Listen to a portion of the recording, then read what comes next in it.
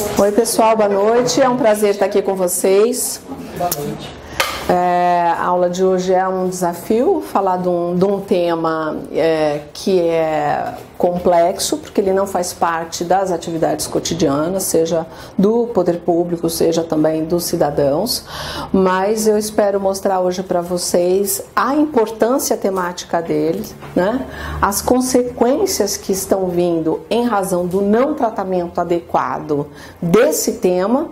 E no final, quer dizer, então primeiro vai ser a questão da sensibilização e do entendimento da problemática, e depois, na sequência, entender um pouco do que traz essas duas leis, tanto a federal como a estadual, em pontos que me parecem um tanto mais estratégicos para vocês acompanharem o marco normativo a respeito do assunto. Bom, a primeira questão a trabalharmos é realmente entender o que é esse efeito estufa. Então, a mudança climática ela está ligada a um conceito que se chama efeito estufa, tá certo?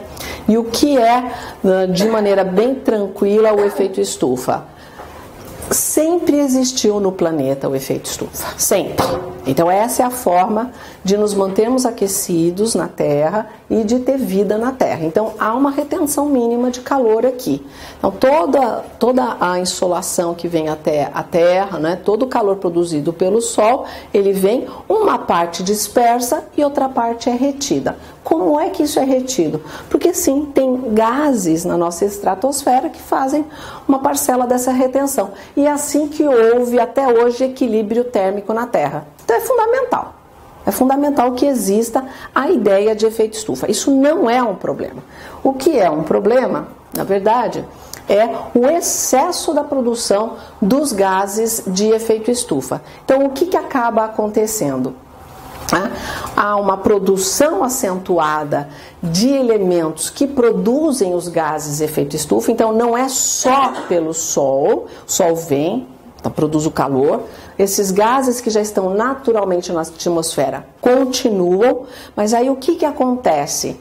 Há uma produção que nós falamos antrópica, produzida pelo ser humano, artificialmente. Então a produção excessiva de gases que provocam essa retenção, essa camada de gases no entorno do planeta, está fazendo com que essa camada vá aumentando, ela está ficando mais espessa pela produção, mais espessa, mais espessa, mais espessa, e portanto, então, está havendo uma retenção maior desse calor.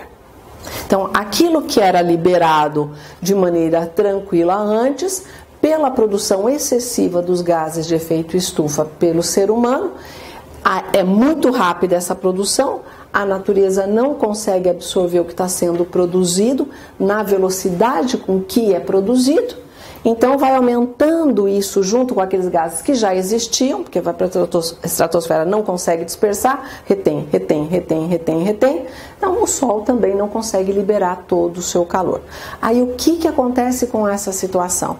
Essa retenção um pouco a mais deste calor provoca mudanças no clima, por isso a mudança climática.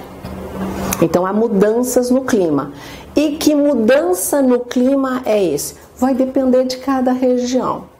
Então fala aquecimento global em razão deste aquecimento do efeito estufa. Mas na verdade a gente acaba falando muito mais de mudanças do clima, porque pode ser que em um lugar esteja chovendo mais, outro está chovendo menos, um está tendo mais frio, outro está tendo mais calor. Vai depender justamente de como todo o planeta reage em função dessa retenção de calor, tá certo? Então está havendo já está sendo detectado, né, um volume significativo de alterações, e nós vamos mostrar para vocês em relação ao clima, e isso é motivo de problemas muito graves. Para vocês terem uma ideia, eu não sei se essa gravação ela é durinha, eu posso ir e voltar? Né? Tá. Então aqui a concentração de gases de efeito estufa do ano 0, não é, ao ano de 2005, para vocês verem. Então sempre houve, como aqui está falando, né, dióxido de carbono, metano e óxido nítrico, que são os dióxido nítrico. São os três gases que mais impactam. Não são os únicos, não é? Mas é o que mais acentua. a natureza, como eu falei, produz. Então eles produziram a vida inteira, tá vendo? Aqui, ó, vai. Aí se vocês forem ver, então 1500, 1600, 1700, 1800, no 1900 isso sobe e no ano aqui, no século 20 para 21, isso estoura em produção. Isso estoura em produção. Então, não tem nem como não interpretar que efetivamente a produção de gás de efeito estufa, né, do século XIX para o século XXI, fez um boom absolutamente fora daquilo que a própria natureza e as atividades humanas até então considerariam, né? Então, isso é uma tabela oficial aí dos órgãos, então dá para verificar de maneira muito tranquila. Quais são as causas disso? Então, por que nessa fase isso alavancou? Isso acontece a partir do episódio, né, que tem todo um contexto político da Revolução Industrial. Então, século XVIII é um século paradigmático, é o século que vem o Estado de Direito, né, Revolução Francesa, Independência Americana, e que cria um espaço político para realmente desenvolver a Revolução Industrial, ou seja, fazer a propagação até pelo modo de alteração política que aconteceu. Nós sabemos que lá na Revolução Francesa sai o ideal liberal, não é? E com isso um espaço econômico para propagar a questão da alteração dos mecanismos de produção. Sai da manufatura, vai para o industrial, e isso acaba trazendo, se alastrando rapidamente pela Europa, não é? Pela América do Norte, depois para os outros países. Então, do manufaturado para a forma industrial, então numa velocidade muito acentuada, né, para que pudesse fazer essa relação de compensação pela aceleração da produção, né, aos poucos de certa forma, né, ao longo do século XX, vai sendo desenvolvido 1000 teorias a respeito do estímulo do consumo. Então, aí, não só com teorias, como profissões, né? O que não é o marketing, né? Que vai sendo desenvolvido com relação ao estímulo ao consumo, as pessoas, então consuma, você vai ser feliz, consuma. Então, é uma sociedade de consumo que se desenvolve no século XX para poder dar conta da velocidade da produção, para dar conta também do volume de capital, da Revolução Industrial e das revoluções que se sucederam. Então, veja que uma coisa vai sendo ligada à outra, e quanto mais se faz, mais se quer fazer, e isso, na verdade, tudo estruturado em cima de combustíveis fósseis, que é o móvel de alimentação das indústrias, né? Tudo derivado a partir do óleo extraído, que depois também tem diesel, que também tem gasolina, que depois todos os derivados dos combustíveis fósseis, que é a forma de alimentação desses motores, né? E isso é que faz também a produção de emissão de gás de efeito estufa tremendamente. E a outra questão paralela que acontece com isso é o fenômeno da urbanização. A Revolução Industrial, ela deflagra o fenômeno da urbanização. Por que é um fenômeno? Porque ninguém se deu conta, lá no século XVIII, que todo esse processo de liberação de economia e Revolução Industrial iria deflagrar uma relação migratória, um efeito migratório campo-cidade, né, na velocidade que aconteceu. Então, houve a migração campo-cidade. Lá nas capitais europeias do século XVIII, houve toda a situação de periferização nessa migração, os camponeses em volta das indústrias procurando trabalhos e empregos. Essa situação também aí trazendo os problemas sanitários, os problemas de ocupação desordenada, todos os desajustes que a desordenação urbana traz. Só que lá no caso da Europa, no século XIX, eles começam com planejamento urbano já de maneira bastante incidente para organizar o fenômeno de urbanização.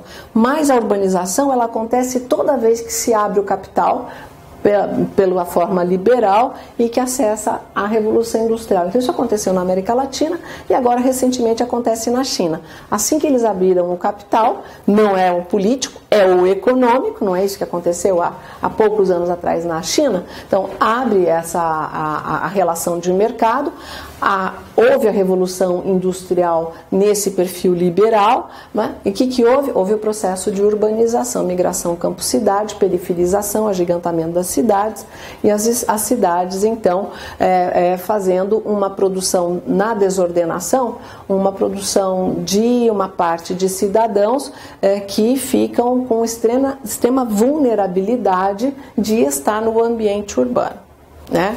Então veja que esses assuntos eles estão profundamente interligados, e aí cada estado soberano ao longo dos últimos 2 séculos foi lidando da sua forma, né, com todos esses efeitos e essas consequências que esse processo trouxe. Né? Então aí você tem o histórico de cada país, você tem a maturidade cívica e política e os recursos de cada país para irem lidando com isso. No caso do Brasil é um verdadeiro desastre, porque nós não temos uma mentalidade planificadora, então não há, na verdade, uma ideia de planejamento territorial no país, até hoje. É uma coisa muito difícil de trazer à consciência do gestor público, né? Então, portanto, na nossa questão da urbanização, que ainda persiste como um elemento acelerado, nós temos ainda todos os efeitos adversos e perversos que são causados por esse processo, né, de ocupação desordenada, por uma política liberal, pela Revolução Industrial e pela periferização nas cidades. Então veja que o que a gente vive hoje é a consequência de um processo e de um Estado omisso, cronicamente, que nunca atuou para fazer o planejamento do seu território. Mas esse modelo todo também é o modelo que causou, né, o aquecimento global e está causando as mudanças climáticas. Então, é a mesma coisa, é a mesmíssima raiz, né, que acaba existindo. Então, isso é bastante curioso. E aí vamos dar um salto nas coisas um pouco, né, para dizer que lá pela década de 60 do século passado, os grandes líderes mundiais começaram a se reunir, vamos falar dessa forma mais resumida, né? Então já havia a criação da ONU, começaram a se reunir e discutir justamente sobre os modos de produção acelerado, não é? O exaurimento dos recursos naturais, não é? A crescente pobreza mundial, né? Então isso tudo foram sinais que foram visualizados já na década de 60, ou seja, aí há 60 anos atrás, e com isso, né, começaram a tentar debater alinhamentos a respeito do que fazer, ou seja, na década de 60 já começou a ter consciência mundial de que a forma como nós estávamos lidando no planeta com o processo de produção, com a urbanização, com a crescente pobreza, com a relação do tipo de política econômica, estava levando o planeta a uma relação de exaurimento dos recursos naturais, ou seja, uma situação de colapso planetário que iria acontecer, né? Com todas as consequências. Então a questão ou de não ter acesso à água potável, ou pela escassez ou pela qualidade, insegurança alimentar, aumento de doenças, não é? O aumento também do número de pessoas que precisam da tutela do Estado para poder ter um mínimo de vida, e com isso estados que ficam muito mais onerados e portanto vão custar muito mais, e vai virando uma bola de neve. Então, lá eles começaram a desenvolver o quê? A ideia de sustentabilidade. Foi a primeira ideia que se desenvolveu, né? Foi lá que apareceu a concepção de aldeia global, né? E daí a ideia de sustentabilidade. Essas conversas começaram a acontecer. Na década de 70 começou a haver legislação nacional e internacional a respeito dessas concepções de sustentabilidade. Por isso que a sustentabilidade ela tem um tripé, né, que vocês devem saber, né, que é o econômico, né, é o social e o ambiental. Então a sustentabilidade ela está nesse tripé, esse é o grande desafio. Você fala que uma política tem sustentabilidade quando na verdade ela consegue fazer uma equação de equilíbrio e olhar para esses 3 pontos, que seja viável economicamente, não é? Que ela seja equilibrada ambientalmente, que não seja para exaurimento, que não seja para degradação e que ela também não acentue as questões sociais e que ela possa, ao contrário, que ela possa servir como um móvel de inserção e de inclusão. Então, a relação de sustentabilidade, ela tem esse tripé e foi desenvolvido já na década de 60, 70. O Brasil vem no começo da década de 80 com a Política Nacional de Meio Ambiente, com essa leitura toda. O professor Paulo Afonso Leme Machado, que é o nosso grande teórico de direito ambiental brasileiro, estava nesses debates e ele é um dos subscritores dessa lei que está em vigor até hoje, foi recepcionada pela Constituição, Política Nacional de Meio Ambiente, e que já traz esses conceitos lá dentro, uma lei avançadíssima, né? Então, só para dizer que esses debates foram realmente acontecendo. Mas o que acontece, né? Não foram suficientes, porque por mais que começou a haver esse debate sobre sustentabilidade, vamos equacionar melhor, porque o que estava nessa ideia? Olha, vamos não exaurir os nossos recursos naturais, vamos olhar para as questões sociais, a gente consegue trazer viabilidade econômica para um outro modelo, esse não é o único modelo. Né? Começou a pensar a não ter modelos econômicos que nós chamamos lineares. O que é linear? É aquela produção econômica que você faz a extração do recurso natural, quem está nessa ponta, na verdade, fica ali condenado à pobreza absoluta, porque ele é o extrator dos recursos naturais, então ele está lá, né, na Ásia, na América Latina, na África, então ele tira, aí ele entrega para alguém que vai fazer o beneficiamento, né? Depois do beneficiamento, da transformação em produto, é que vai ser agregado a mais-valia, que é a marca, né, que está em algum lugar, que não é de onde extraiu e nem de onde fabricou. E a partir dessa relação aqui com a marca que vende no mercado, e esse que consome, ele é estimulado a jogar fora para que ele possa comprar mais, né? Então, essa relação que é linear, então vira lixo, vira lixo, vira lixo, vira lixo.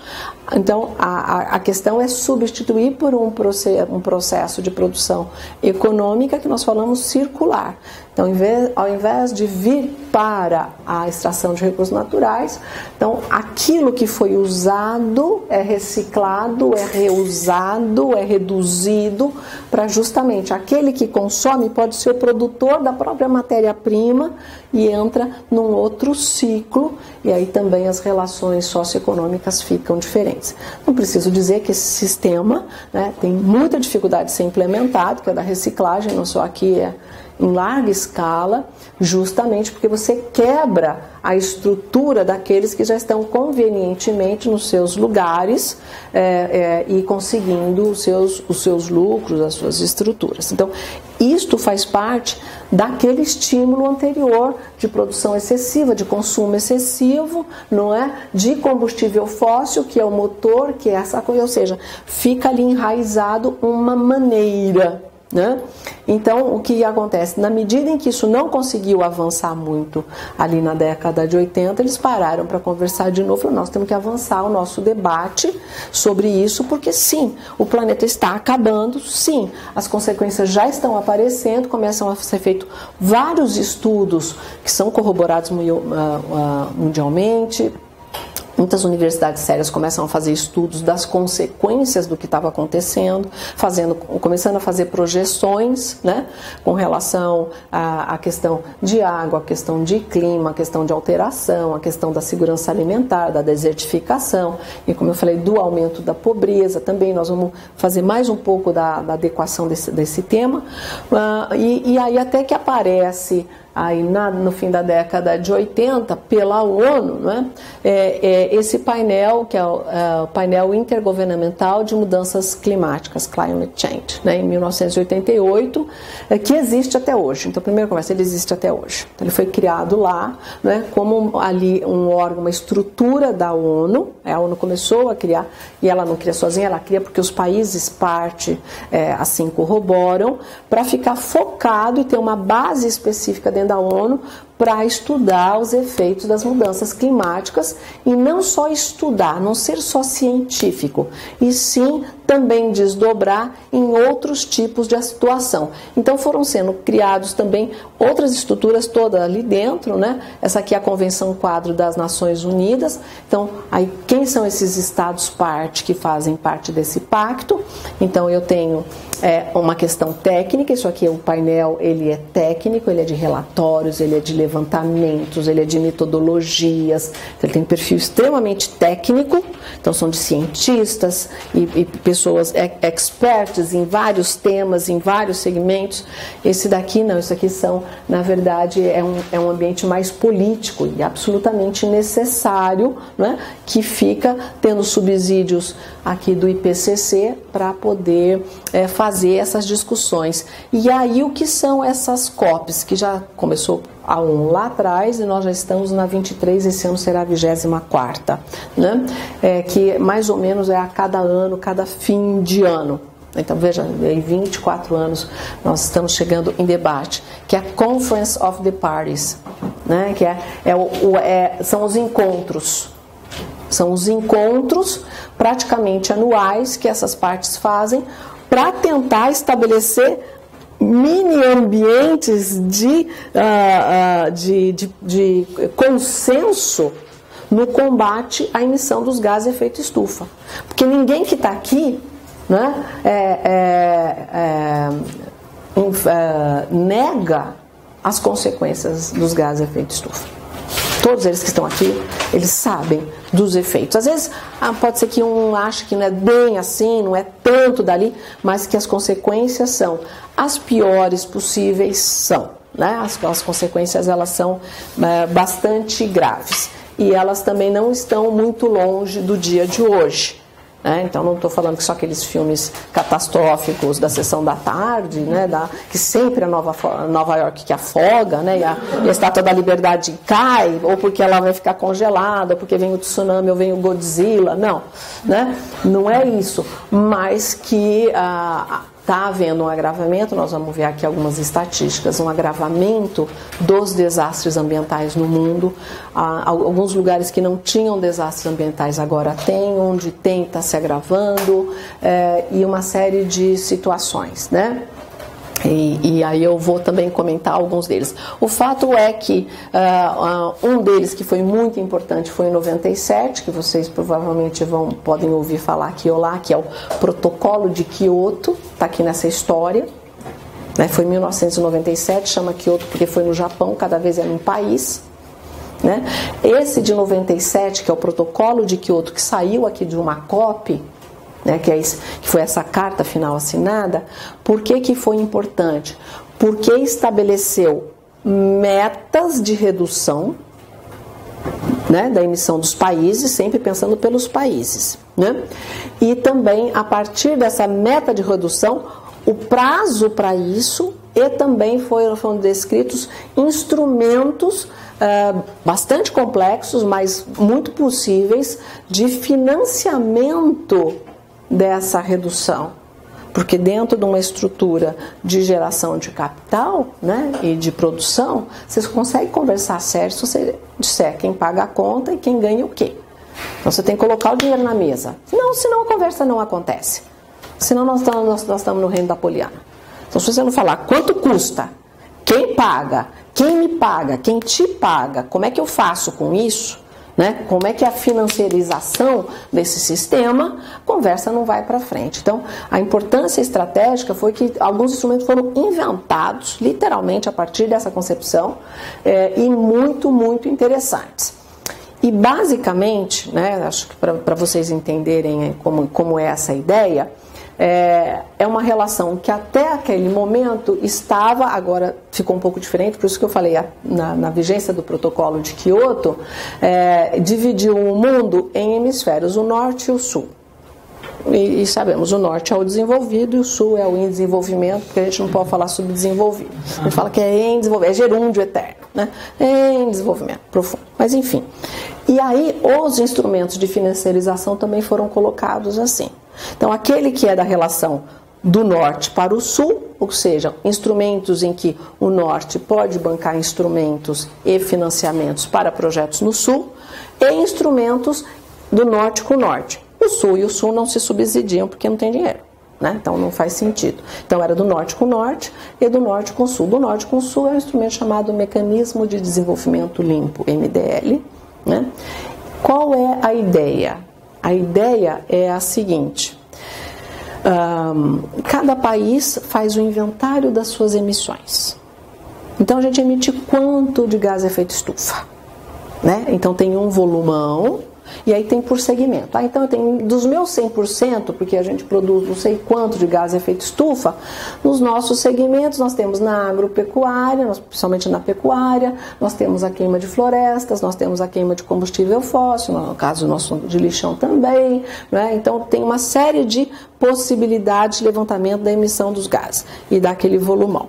Então o que acontece com isso e com estes segmentos? É feito um projeto. Dentro, então, por exemplo, no caso do Brasil, ele faz um projeto. Quem faz o projeto? Empresa pública ou privada, tanto faz. Para qualquer um. Faz um projeto e nesse projeto a metodologia de produção usada, ela vai emitir menos gás efeito estufa por causa daquela metodologia. É esse o impulso. Então, emitia 100, vai começar a emitir 80. Tá certo? Então, ele vai ser remunerado por deixar de emitir 20. Então, quanto menos ele emite, maior vai ficando essa conta. Tá certo?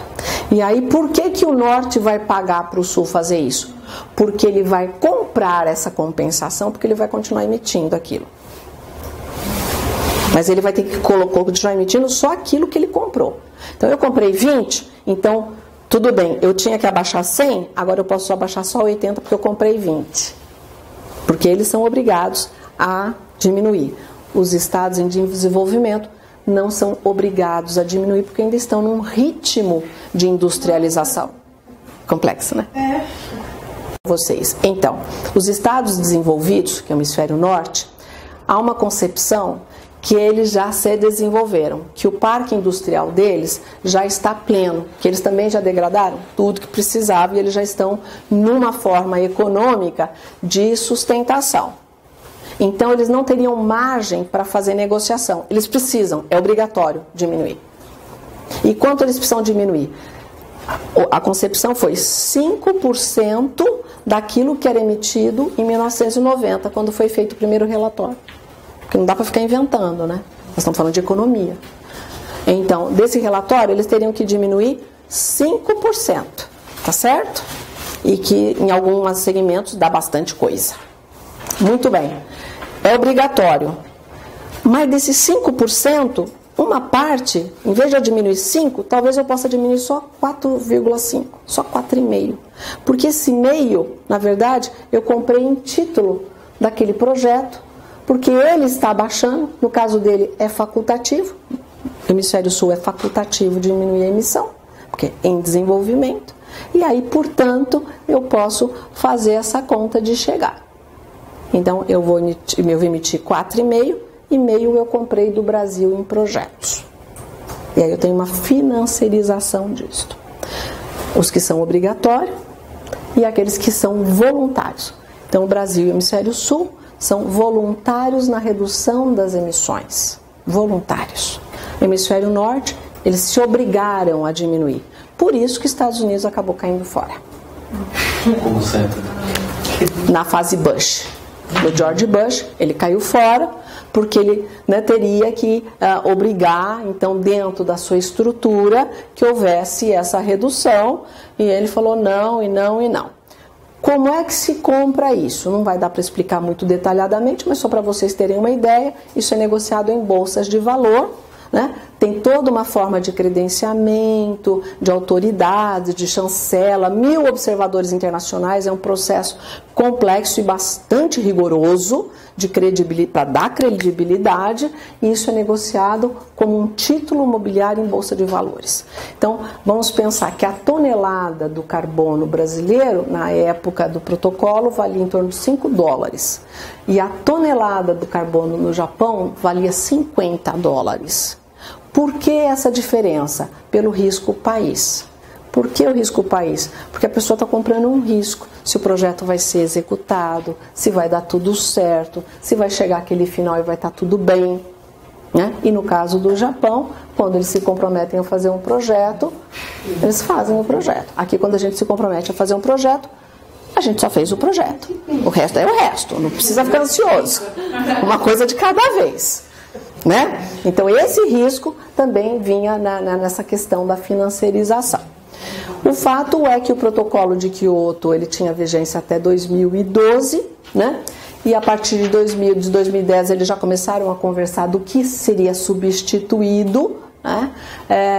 E para tentar de novo essa situação. Se chegou depois ali, foi muito difícil e etc, para novos instrumentos, mantiveram aqueles instrumentos. Agora o hemisfério sul, ele está mais ou menos obrigado, ele sai daquela zona de conforto, eu só faço se eu quiser, ele está se comprometendo, mas ele diz quanto.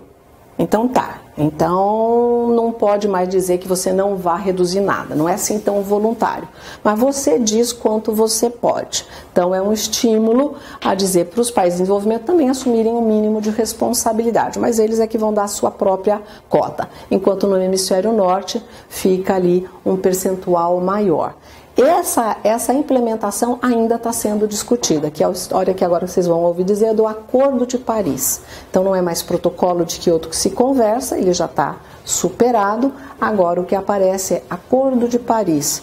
E esse ano é o que vai estar sendo trabalhado, é a efetividade desse Acordo de Paris, ou seja, mais uma vez a financiarização da redução da emissão dos gases, né? E aí, mais uma vez, Estados Unidos caiu fora, o Trump fez lá uma epopeia e os Estados Unidos não está.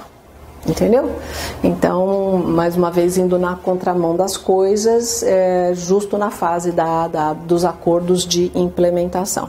O Brasil segue junto, já teve bastante protagonismo com essas questões, às vezes se retraiu um pouco, e agora essa conversa, acho que no mundo inteiro, volta a pegar um vigor, porque está todo mundo percebendo que as coisas estão ficando muito, muito graves.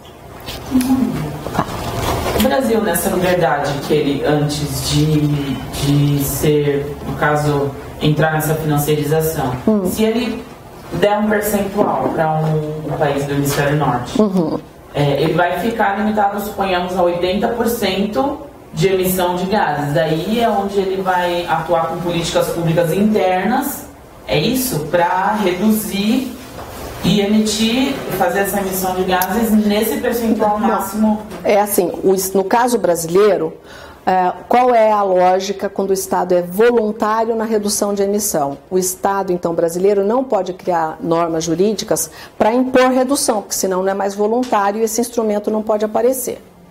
Então, o que o Estado brasileiro ele tem que fazer, que teve que fazer, né? Ele criou infraestrutura institucional para monitorar, cadastrar, registrar e certificar os projetos de maneira que desse visibilidade internacional e esses projetos pudessem ser alavancados com esse dinheiro internacional. Então, foi um fomento de produção nacional com tecnologias mais modernas, com redução de emissão, né, em vários segmentos. Então isso é um fomento a uma forma de produção, sem dúvida alguma, para novas metodologias. Pronto. Exatamente. Na verdade, foca-se muito na matriz energética, substituição de matriz energética, que pode ser de uma indústria, que pode ser uma forma de reuso, até se nós fôssemos falar que um município tinha lixão e agora tem aterro sanitário, ele emitia metano, agora ele não emite mais porque ele está fazendo a contenção. Ele poderia fazer um projeto, né, de MDL sobre isso, porque ele emitia, porque ele não fazia esse controle, e agora com o aterro sanitário ele deixa de emitir. Ele pode fazer o projeto disso, certifica e vende essa tonelagem e o metano é 24 vezes mais poderoso que o carbono, né? Então ele também é contabilizado dessa forma, e aí ganhar, na verdade, títulos na Bolsa de Valores e financiarização até de uma prefeitura, se fosse o caso do município, só pelo fato de ter feito um aterro sanitário e tirado um lixão. Tá certo? Então, era um fomento à para caminhar para uma energia limpa, né, para uma produção e, na verdade, com essa estrutura de dinheiro internacional que viria para aquele que está fazendo a oferta dos seus títulos na Bolsa. Então, é o projeto que fica associado, né, a isso. Então, quando vem e compra, vai comprar daquele que está ofertando, né? E aí, a estrutura do Estado brasileiro, isso era no Ministério do Meio Ambiente, tinha toda uma estrutura lá dentro para fazer o registro, certificação, dava para a gente fazer o acompanhamento, né, dos projetos que estavam cadastrados, era mandado auditores, tinha também avaliador internacional para ver se aquele projeto existia, se não era um engodo, se não era uma fraude.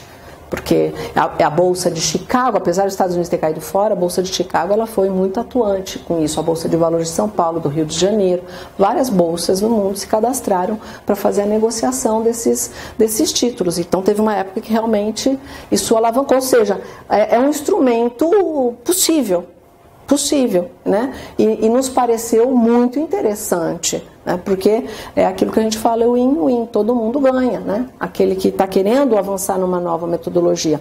A Fundação de Amparo à Pesquisa do Estado de São Paulo, a FAPESP, vocês devem ter ouvido falar. Desde essa época, ela tem linhas permanentes de fomento às tecnologias com relação a mudanças climáticas, a aquecimento global, a novas metodologias e etc. Entendeu? Várias universidades criaram esses segmentos e fazem esse enfrentamento. O que acontece é que o governo federal tirou o pé do acelerador, né, meio que deixou de lado essa história e aí as coisas ficaram difíceis.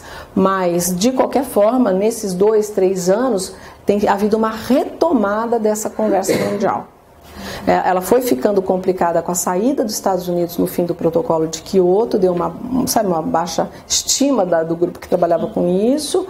Mesmo assim, daí a Rússia entrou, então deu uma equilibrada, né, no contexto. Aí terminou a vigência, tentaram verificar se era possível fazer a prorrogação da vigência do protocolo de Kyoto nas COPs. Aí não foi um pacto na COP conseguir a prorrogação do protocolo de Kyoto e acharam melhor criar um novo pacto que se derivou nesse Acordo de Paris, que agora é recentíssimo. Então essa história toda existe, esses órgãos estão implementados, eles não vão arredar pé daí, essa história está crescendo e é absolutamente fundamental, né, que os países enfrentem essa história, tá certo? Então é a estrutura internacional significativa. Isso aqui foi só uma evolução aqui desse... Bom, então aqui nesse quadro que eu quero mostrar para vocês, que é todo o desenvolvimento da agenda que tem esse ano, né, a respeito das negociações, é aqui em outubro, onde o IPCC vai soltar um relatório já afirmando que o planeta aumentou 1,5 grau.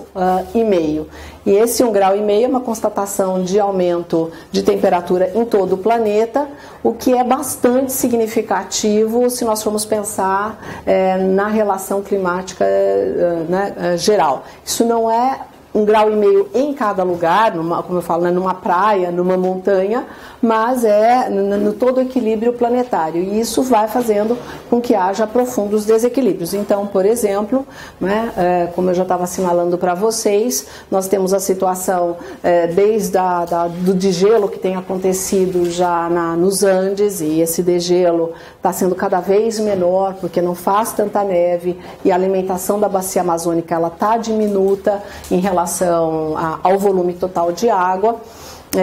E esse volume, então, numa perspectiva, aí, não agora nossa, de vida, da nossa própria vida, mas um tanto mais à frente, é uma perspectiva de exaurimento da bacia amazônica. Então, se não se faz tanta neve nos Andes e é essa água de degelo que faz a alimentação da bacia amazônica e não está sendo feito tanto, então há uma diminuição.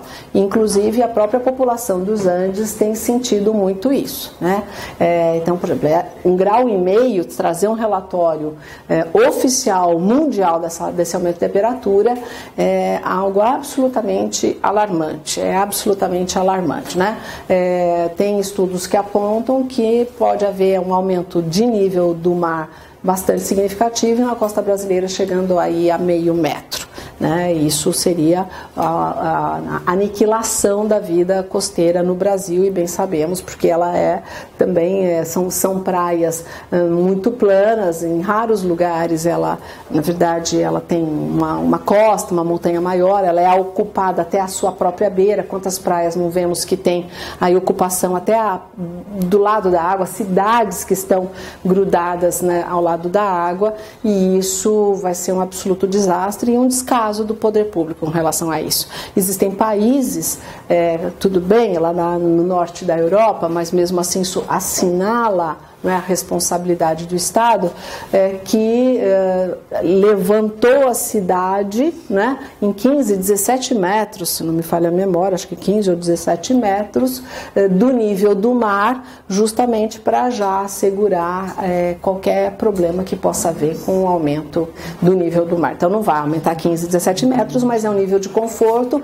em relação às ondas, em relação a uma ressaca, em relação a tudo que possa haver de adversidade, já que são países menores no norte da Europa, e que qualquer dificuldade aí de espaço vai comprometer a própria vida do país. Então veja que isso é um sinal de responsabilidade, né? E no nosso caso, a ocupação, ela se dá ainda de forma bastante desordenada por todas as camadas da sociedade, não vamos dizer que é um ou outro, inclusive pelos empreendedores, pelo poder público, não é? Então a ocupação, ela se dá em larga escala, e isso, na verdade, é de profunda irresponsabilidade, e não sabemos exatamente quando vai acontecer, né? Tem ilhas no Oceano Índico que já sumiram, né? Tem estados, né, no Oceano Índico que já desapareceram materialmente. Então você imagina um estado deixar de existir, um estado soberano, não é, por a ausência material de território, porque foi já sucumbido pelo aumento do nível do mar. Então, essa é uma conversa atual, ela não é futura mais, ela é uma conversa absolutamente atual, né? Esse aquecimento também tem trazido problema, por exemplo, desde com espécies como os ursos polares, que não hibernam mais, que eles só vivem em cativeiros, porque eles não conseguem, pela temperatura ambiente, fazer a hibernação, portanto não vão fazer a procriação. E também todo o movimento da flora buscando os seus espaços, a questão da volta das doenças tropicais. Então veja, esse 1,5 grau já é um verdadeiro desastre.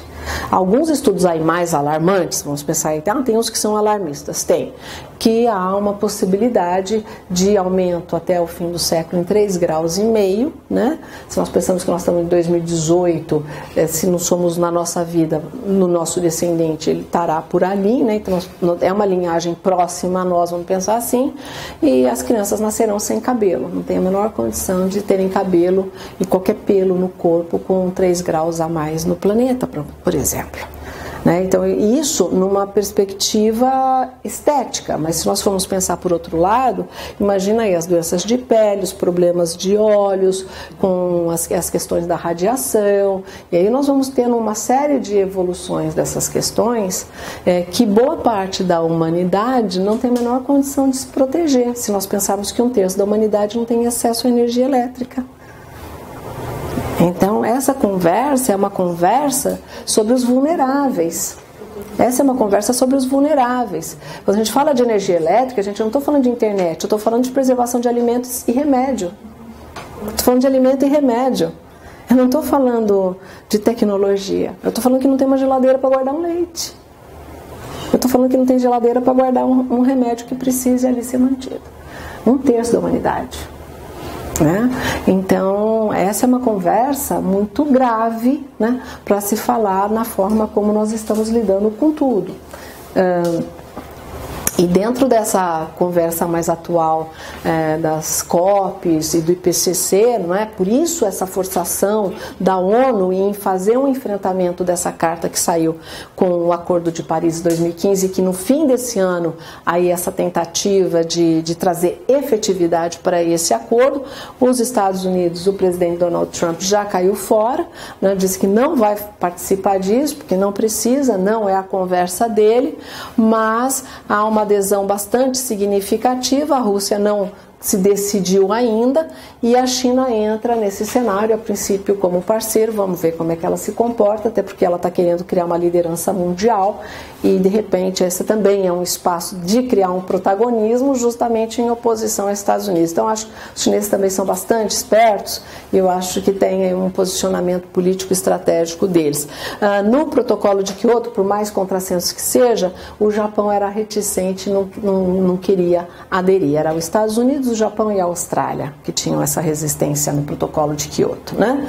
E agora nós temos aí o Japão fazendo essa adesão, a Europa em peso, a Índia cresce também no volume de emissões. A gente sabe que a Índia também está avançando no seu processo de desenvolvimento, tem parques tecnológicos importantes lá, eles têm uma linha de desenvolvimento, né? E vamos esperar nesse fim de ano como é que vai ficar esse cenário de combate ao volume de emissões que estão por acontecer, né? Foto apenas ilustrativa da questão das tempestades. Elas têm mudado o perfil, elas estão mais violentas, né? Elas estão mais intensas, elas estão mais frequentes, né?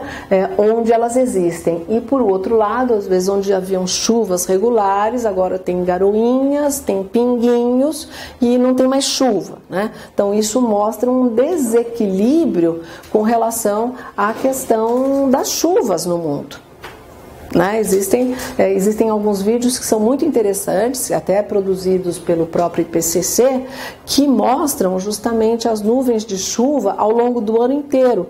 Como é que elas passaram num ano, como é que elas passaram no ano seguinte, depois no outro, para ver como isso está mudando. Então, realmente, um volume muito grande nos lugares, aí deve ser provavelmente massas de ar seco muito grande que não conseguem ser superadas, aí aquela massa de ar, né, úmido fica naquele lugar repetidamente, né, enquanto massas de ar seco muito grande acabam provocando processos de desertificação. Se a gente fala de inundação, que é um caso um pouco mais significativo brasileiro, nós também temos desertificação, e esse é toda uma linha que também se investiga na ONU, o aumento dos desertos no mundo.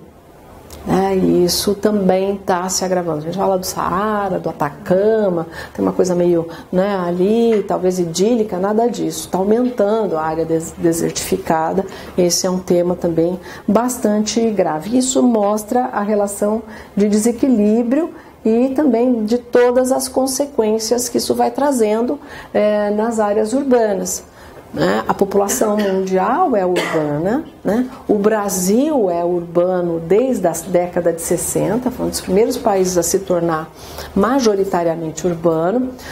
O estado de São Paulo, né, os estudos apontam que entre 92% e 94% da população vive em cidades no estado de São Paulo, e no Brasil em torno de 84%. Né? Então vamos pensar que o Estado ele está nas cidades, né? O Estado social precisa se realizar nas cidades, as políticas precisam ser implementadas nas cidades, né? Então uma situação como essa de alagamento tem um lado que é falta de planejamento público, você tem impermeabilização de solo, você não tem escoamento das águas, você não tem a limpeza das vias de obstrução, e também tem um volume diferente de águas que está acontecendo. Então, você soma tudo isso, né? Uma omissão, um descaso público, falta de planejamento, não há educação ambiental da população, ela também não sabe direito o que fazer, e você tem uma alteração climática. Então você tem, e a gente percebe isso a cada ano no Brasil, determinadas regiões que têm sido castigadas, né, em algumas cidades, e às vezes algumas regiões da cidade, de maneira repetida, né, mas justamente porque ali cria um ambiente propício, às vezes dentro da própria cidade, para que aquele tipo de clima se perpetue. É uma coisa muito interessante, né, sobre um certo olhar. Na própria cidade de São Paulo, que a gente vai de um lado para outro, a gente vê uma alteração de temperatura significativa, num lugar está sol, no outro lugar está chuva, um está quente, outro está frio, né? E às vezes não é algo natural, é a cidade fazendo alteração do clima.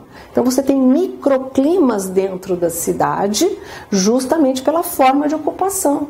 E em função disso, você tem situações como essa de inundação, de alagamentos específicos em algumas regiões que não conseguem, às vezes com pouca chuva e às vezes com muita chuva, superar nada disso.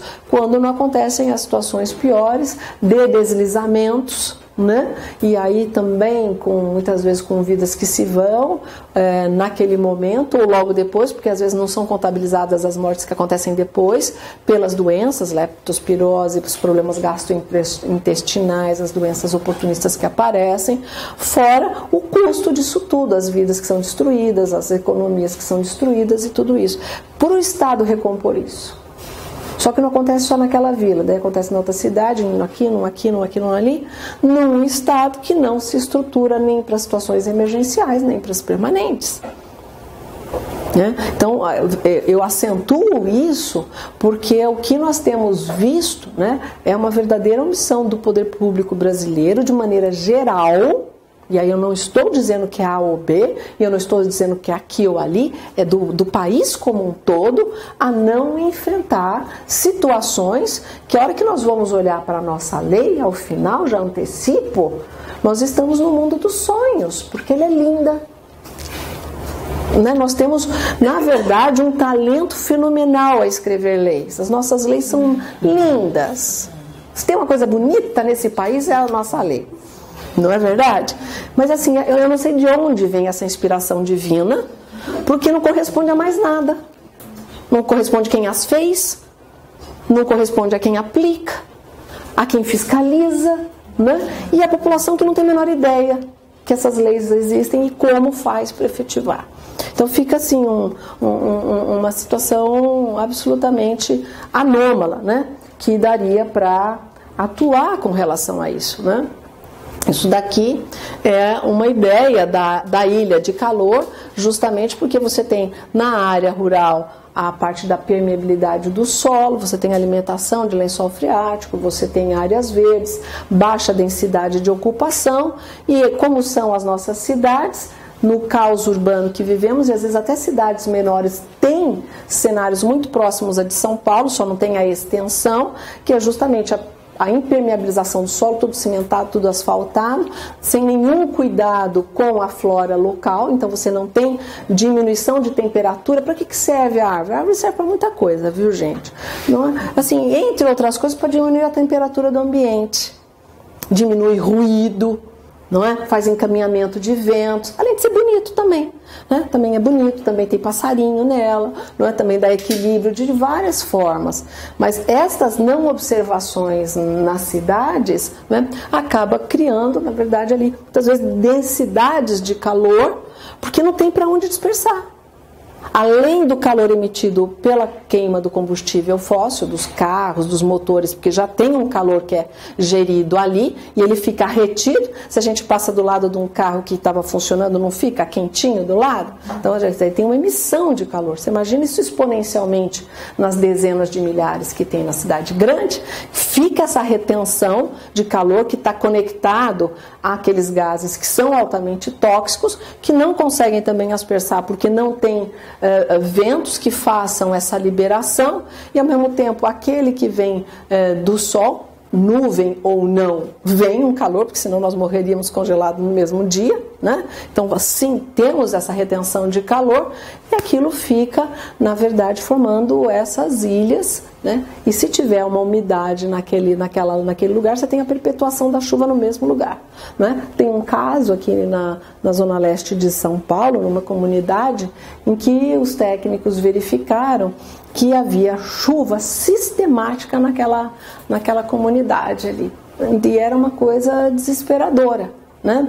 Porque formou a ilha de calor, né? Daquela maneira, né? E chovia, então, e não tinha escoamento, porque é uma área de ocupação, então não tem escoamento, não tem sistema de saneamento, e uma perpetuação de situação de miserabilidade. E os técnicos foram dar uma olhada porque ali tinha a ilha de calor, verificaram que os telhados de todas aquelas casas, eles eram escuros, cinza, escuro, etc., e planos. Então fazia a retenção do calor todo, né, ali ajudava ao processo de retenção de calor, ajudando a criar essa ilha de calor. Então foram colocados telhados claros, quase que brancos, e um pouquinho inclinados.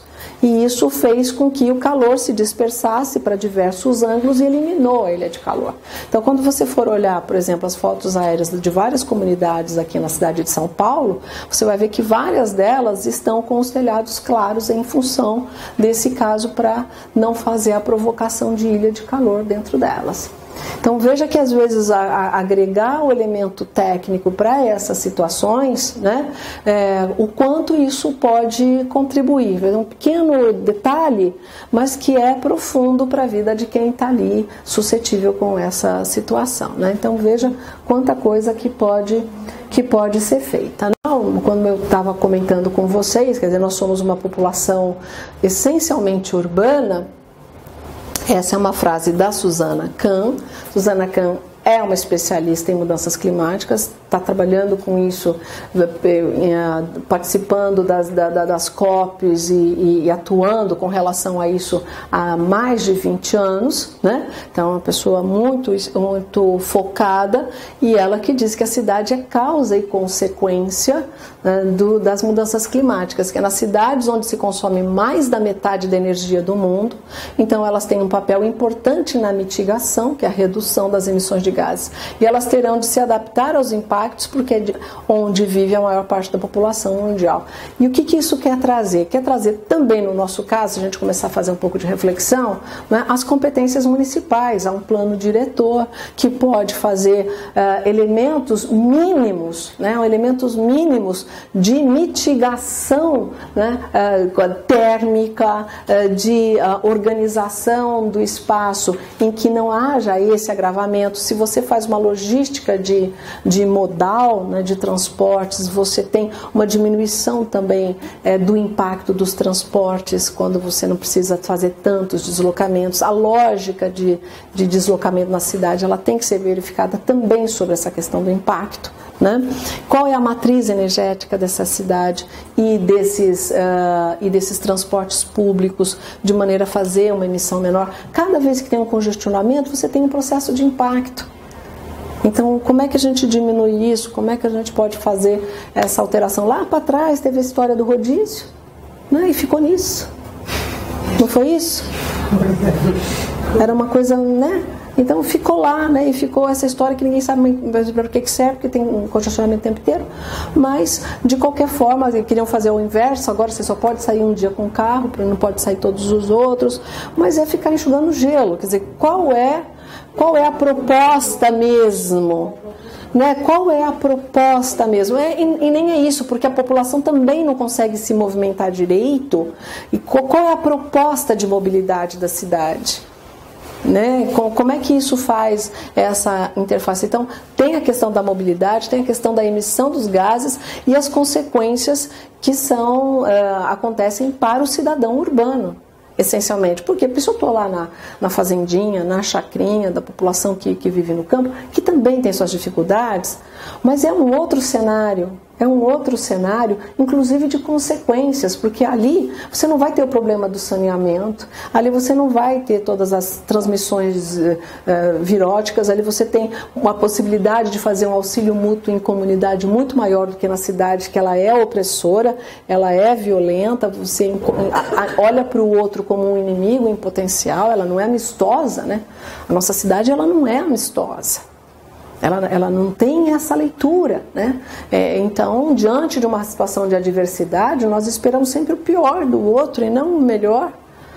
Então, quem está no campo, ele tem um acesso a um rio, a uma água, a uma plantação, a uma criação, né? Ele tem o vizinho da outra chácara, um ajuda o outro, e você tem um baixíssimo impacto também dessas questões. Quando você vem para a cidade, a vida é artificial, a gente depende de tudo que nos é ofertado.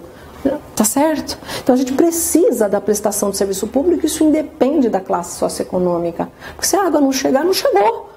Né? A gente viu como é que é. Tudo bem, de forma adversa com a questão dos caminhoneiros, mas é isso. A gente fica refém o quê? Da artificialidade da vida urbana. né, do deslocamento, do alimento, da água, do modelo de vida, do que quer que seja. Então, as consequências dentro da cidade, elas são muito mais agressivas para quem está na cidade do que quem está no campo, nesse sentido de grande impacto, né? Então, é uma provocação, veja, é de uma grande especialista falando, olhem para o modelo de cidades. O antigo secretário-geral da ONU, Ban Ki-moon, ele tinha essa fala, assim, urbanistas, mudem o modelo de cidade, né? A cidade, ela precisa ser produtora, ela não pode ser só consumidora, ela não pode ser só um ser passivo que recebe tudo, né? E o que é esse produtor? Fazer o reuso da água, vamos fazer a reciclagem, vamos ver como é que a gente produz a matriz energética, vamos criar micros núcleos dentro da cidade, vamos fazer com que ela produza minimamente o alimento, como é que faz a compostagem do seu lixo, vamos mudar a lógica dessa cidade, porque está insustentável no mundo inteiro. Né? E, por exemplo, uma consequência, e essa fala ela foi uma fala bastante importante do Ban Ki-moon, repercutiu de alguma maneira. No caso de São Paulo, o plano diretor de 2014, que é o atual, ele insere a área rural dentro da área urbana, ele volta com essa ideia. Né? Então, é possível ter área rural dentro da área urbana, que vem justamente numa leitura, né, de tentar fazer uma cidade um tanto quanto mais amistosa e um pouco mais nuclear e menos anônima e menos grande e massacrante. Né? Então vamos como é que a gente humaniza essa cidade. E que tem a ver com isso também, né? Porque senão todo mundo se encapsula. Né? É o que eu até comentei numa aula sobre questão da sociedade da informação e tecnologia. Né? As pessoas acham que é bacanérrimo fazer home office, porque daí você está tirando um custo. Não, você está fazendo a cidade vir até você. Você vai pedir, né, a comida delivery, depois você pede o outro delivery, você pede 5 coisas para chegar para um, ao invés de você ir até. Não é? Então é um movimento também da cidade, quando você vai ficando mais fechado e mais menos empático com a cidade, quando você não tem ambientes que você se conecta, você também não se envolve com esses processos e você se individualiza. E isso é muito problemático nessa leitura. Né? Porque você não vai rompendo com ciclos, você não se interessa para isso, você não avança nisso, você não quer criar novas situações. Então, desde a árvore, o caminhar, o passear, o encontrar, e é um modelo de vida. Né? Então você só consome e se fecha, consome e se fecha, consome e se fecha. Que é o modelo do século passado que está colapsado. O individualismo e o autoconsumo. É esse modelo que não está dando certo. Então, a provocação, até dela falar de cidades, ela falou de uma forma muito light, mas é dizer o quê? É o coletivo, né? É a vida no coletivo. A cidade é o quê? É o coletivo. Então, vamos olhar para o coletivo e como é que a gente foca, né, nessa alteração. Então, são provocações muito importantes. Aqui, para vocês verem, né, dessas emissões globais dos gases de efeito estufa por setor econômico. Então, eletricidade e aquecimento 25%, agricultura, civicultura e usos da terra 24%, indústria 21%, transporte 14%, energia 10%, construções 6%. Tirando ali os 24%, que agricultura, civicultura e outros usos, os outros estão essencialmente ligados à área urbana. Né? A área urbana. Então veja, a fonte aqui é do IPCC, né? Nesse ranking geral das emissões. Então o modo, então veja aqui, o modo do transporte, a matriz energética, o quanto pode interferir nas indústrias, nas energias, a metodologia de construção, eletricidade e aquecimento. Então veja que, sem dúvida alguma, o combustível fóssil, que é o alavancador dessa quantidade imensa de gases, ele precisa ser reposicionado, necessariamente. Agora você imagina a força econômica de fazer a manutenção disso. Né? O Brasil, com a Petrobras, com o pré-sal e etc., né? E deixando de lado sol, que nós temos, né, uma matriz de energia solar, vento, que são as usinas eólicas, e fora todos os lixões que poderiam virar aterro sanitário, e tudo isso gera energia, porque você faz em cada aterro sanitário, você pode fazer produção de energia, e muito município poderia ter autonomia energética só com o seu próprio lixo produzido, por exemplo. Fora todos os bagaços, que também são. Na Inglaterra, que é um lugar muito sui generis geograficamente, todo craquelentinho, né? Eles estão fazendo energia do movimento do mar. Não é nem das ondas, só do movimento eles já fazem. Porque todos estão buscando tecnologias e metodologias de aproveitamento, porque tudo é energia, né, gente, se nós formos pensar, né? Na física eles colocam que tudo é energia. Então veja que nós temos campos aí, eu visitei, eu fui fazer o pós-doutorado na Espanha, lá em Sevilha, em gestão de águas, né? E andei por lá, pela Andaluzia, e lá tem campos e campos de usina solar. Você fala, pô, mas lá nem é quente que nem aqui, na metade do ano funciona. Campo, você vai assim, sabe? Como se fosse uma plantação de placa solar. Entende? Lá tem, e veja, é uma tecnologia que já tem no mundo inteiro. É que eles tiveram essa iniciativa de fazer lá, como em vários outros lugares. Você passa em muito lugar, não só lá, mas em vários países, você tem a energia eólica que não precisa ser em cima das dunas tirando a comunidade, que a gente precisa acabar com os outros para colocar, né, um processo de autoafirmação permanente de poder. É um negócio absurdo, né? Por que você precisa colocar em frente a paisagem que todo mundo está curtindo, né? Não, lá tem em todo lugar uma pazinha, tem umas pazinhas eólicas que eu vi, que é, sei lá, vamos pensar, 2, 3 metros de altura, né? E aí tem umas plaquinhas solares que trazem autonomia energética para uma casa pequena. Aquilo, pronto, acabou. Aí me explicaram, falaram assim, não, porque quando não está batendo vento, tem mormaço. Então eu tenho uma coisa, eu tenho outra. E consegue reter para 15 dias a armazenagem. E eu estou falando disso de 6, 7 anos atrás. Percebe? Como tem, como dá, como pode, né? E que a gente fica, né, nos mega hiper supers, né? Não precisa. Não precisa, a gente poderia produzir a própria energia. Aliás, não há dependência, nós não temos obrigação como cidadãos de consumirmos a energia ofertada. Não sei se vocês sabem, né? Não precisa. Se vocês tiverem a pazinha eólica, você fala tchau, não, eu vou ficar, ainda mais que foi vendida agora, né? A companhia de energia, eles já disseram que a tarifa vai aumentar. Eles falaram que, por exemplo, o deserto do Saara, dependendo da quantidade de espelhos que é posicionado lá, ele teria autonomia, uma posição geográfica, para cuidar dos 3 planetas Terra, autossustentável. E aí, às vezes, a gente fica pensando, você fala, por que isso não é gerido de uma certa forma, para que seja aproveitado pelo menos pelas populações brasileiras? Mas isso são decisões políticas. São decisões políticas. Quem está muito preocupado com isso, na verdade, essencialmente é a Europa. Por quê? Porque eles têm frio, na parte norte eles têm muito frio, né? Eles têm poucas possibilidades de matrizes energéticas limpas, né? Então eles estão tentando de toda maneira desenvolver metodologias, tecnologias, grandes investimentos em pesquisa para tentar ter uma autonomia mínima. Desesperadamente, na década passada, eles começaram a construir usinas nucleares em vários países, você vê lá os cogumelinhos em vários lugares, mas também para ter uma independência da Rússia, porque, por exemplo, a França tem uma dependência do gás fornecido pela Rússia, que vai sendo roubado ao longo do caminho, mas é a França que paga a conta inteira. Porque assim, a Rússia falou, eu mandei tanto, aí a França fala, mas chegou tanto, mas eu mandei tanto, só que no meio tem piratas do gás, né, que vão roubando esse gás, mas eles precisam para aquecer o inverno deles. Então, sim, tem algumas coisas que são estratégicas. Aí eles têm as usinas nucleares, mas eles estão querendo avançar em outras matrizes. E a gente, com abundância de matriz limpa, né?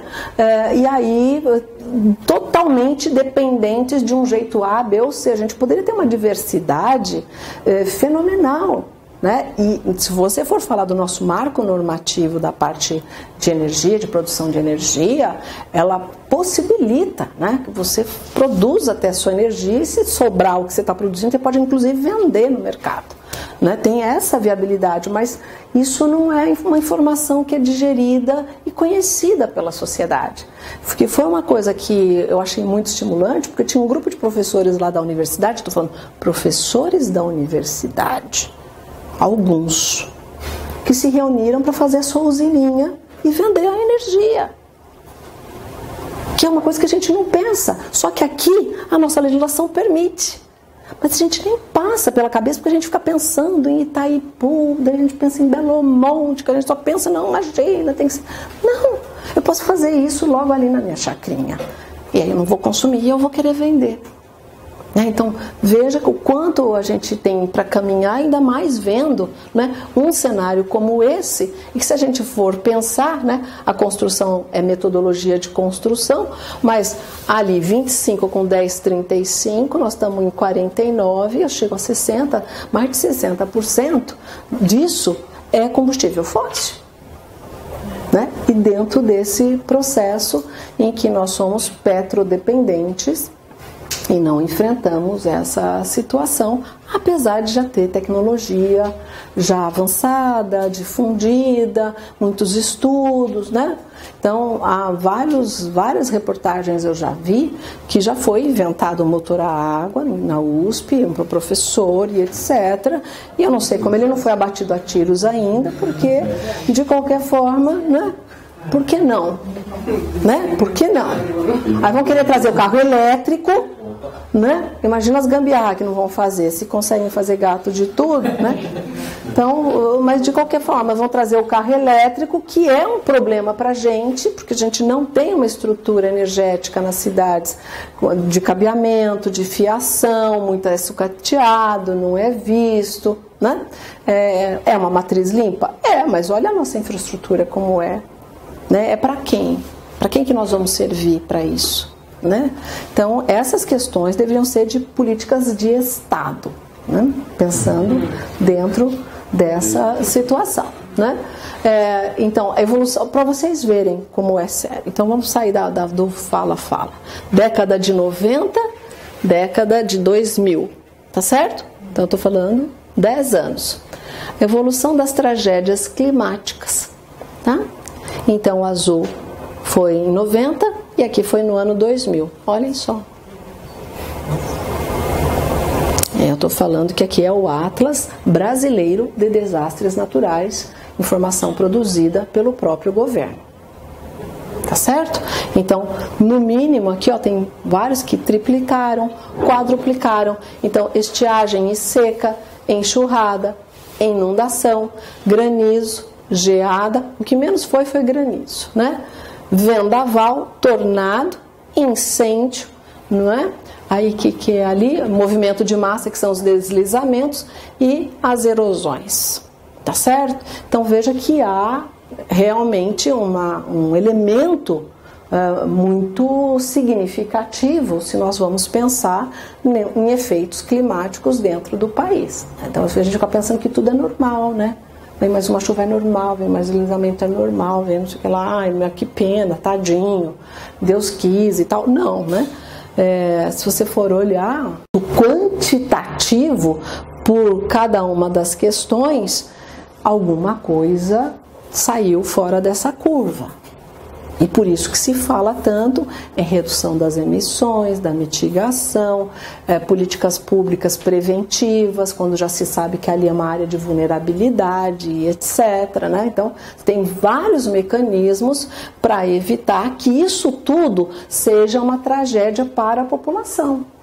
Então, diminuir esses episódios, é claro que é um dado, que é mais complexo, mas a outra questão é também evitar que a população sofra tremendamente com esses episódios que já estão se tornando quase que cíclicos e absolutamente mapeáveis, né?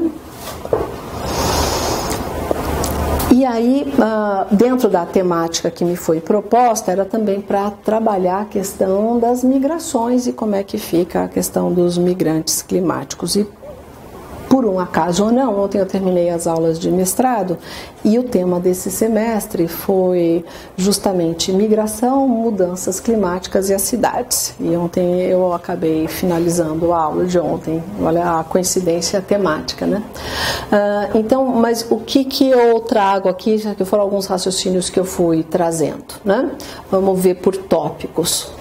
Nos países em desenvolvimento, as cidades estão crescendo em um processo de metropolização. Deve-se ao fato do país não conseguir desenvolver sua economia de maneira descentralizada dos grandes centros. Isso aqui é uma constatação.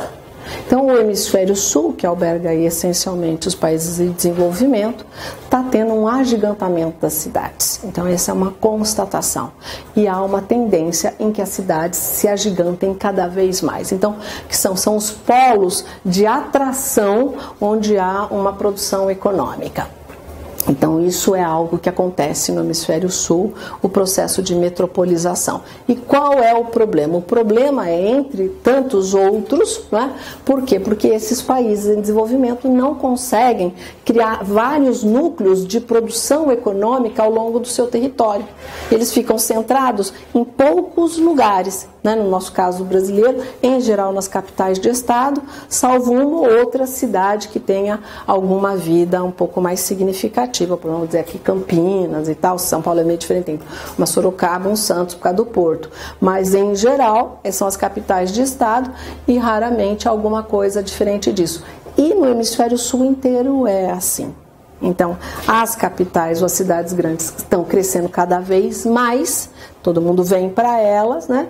E o resto do território sem atividade econômica, sem produção econômica e tudo mais. Bom, então com isso, né, assim as grandes cidades atraem aqueles também que não possuem a especialização de trabalho. Então, porque quem tem especialização de trabalho pode ir em qualquer lugar.